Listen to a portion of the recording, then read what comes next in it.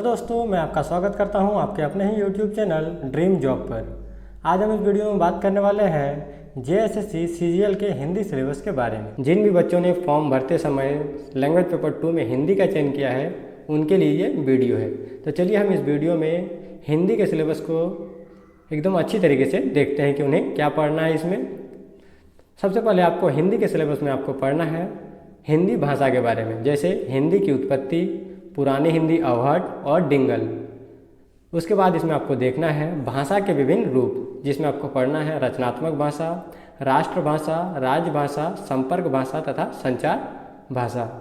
हिंदी के सिलेबस बहुत ही बड़ा है, लेकिन आपको इसमें एक प्रॉफिट ये हो जाता है कि जितने भी हिंदी में सिलेबस दिए गए हैं उसकी जो कंटेंट है वो आपको आसानी से यूट्यूब पर मिल जाता है, जिसको आपको इसमें ढूंढने में किसी भी प्रकार की परेशानी नहीं होगी। इसके बाद इसमें आपको पढ़ना है हिंदी का शब्द भंडार, जिसमें आते हैं तत्सम, तद्भव, देशज, विशेषज के शब्द। उसके बाद इसमें आपको पढ़ना है भाषा विज्ञान, भाषा की परिभाषा, उत्पत्ति, विकास, ध्वनि परिवर्तन तथा अर्थ परिवर्तन। इसके बाद इसमें आपको पढ़ना है साहित्य सिद्धांत, जिसके अंदर आते हैं काव्य लक्षण, काव्य हेतु, काव्य प्रयोजन, शब्द शक्ति, रस, छंद और अलंकार।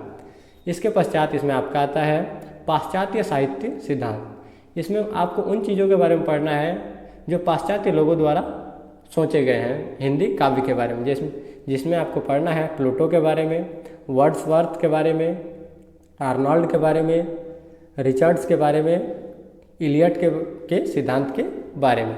इसके बाद इसमें आपको जानना है प्रयोजन मूलक हिंदी, जिसमें आता है अवधारणा, प्रशासनिक हिंदी, प्रशासनिक पत्राचार, संक्षेपण, टिप्पणी और इसमें लिखा है प्रारूपण और प्रतिवेदन।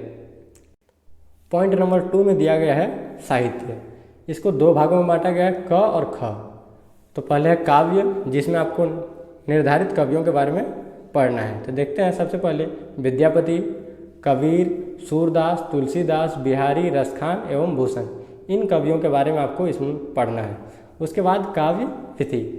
उसके बाद इसमें आपको दिया गया है भारतेंदु हरिश्चंद्र, मैथिली शरण गुप्त, सूर्यकांत त्रिपाठी निराला, सुमित्रा नंदन पंत, महादेवी वर्मा, जयशंकर प्रसाद, रामधारी सिंह दिनकर, अगेय, नागार्जुन, सर्वेश्वर दयाल सक्सेना और कवि धूमिल के बारे में पढ़ना है। उसके बाद इसमें आपको पॉइंट नंबर 3 में दिया गया है उपन्यास। उपन्यास इसमें आपको 3 पढ़ने हैं। जैसे पहला उपन्यास है गोदान, जो प्रेमचंद द्वारा लिखा गया है। उसके बाद मैला आंचल, जो फणीश्वर नाथ रेणु के द्वारा लिखा गया है। उसके बाद राग दरबारी, जो श्रीलाल शुक्ल के द्वारा लिखा गया है।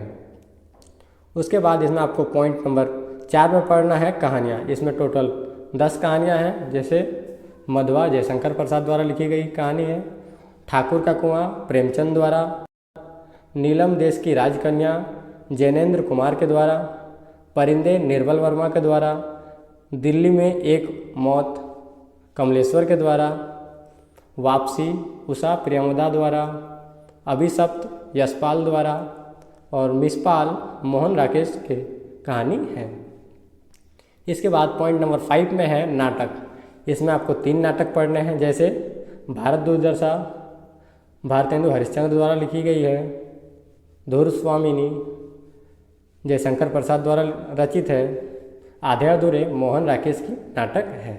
इसके बाद इसमें आपको पढ़ना है हिंदी साहित्य का इतिहास। इसमें आपको पढ़ना है हिंदी साहित्य का इतिहास। हिंदी साहित्य का इतिहास रामचंद्र शुक्ल। उसके बाद हिंदी साहित्य का इतिहास डॉक्टर नागेंद्र। उसके बाद व्याकरण में आपको पढ़ना है संज्ञा, सर्वनाम, क्रिया, विशेषण, कारक, समास एवं मुहावरे। हिंदी का सिलेबस आपको जितना बड़ा लग रहा है उतना बड़ा है नहीं, क्योंकि आपको जितनी भी यहाँ पर जानकारी चाहिए वो इसके बारे में आपको YouTube पर सारी जानकारी मिल जाएगी और आपको किसी भी प्रकार की परेशानी नहीं होगी इस सिलेबस को पूरा करने में। और अन्य सब्जेक्ट के सिलेबस को देखते हुए उनका जो कंटेंट है वो आपको आसानी से YouTube पर नहीं मिलेगा। जिन्होंने भी हिंदी लैंग्वेज पेपर का चयन किया है उनके लिए एक बहुत ही अच्छा है, क्योंकि ये जो सारे कंटेंट है वो आपको YouTube पर आसानी से और फ्री में मिल जाएंगे। आई होप ये वीडियो आपको अच्छा लगा होगा, तो चैनल को लाइक शेयर एंड सब्सक्राइब जरूर करें। Thanks for watching.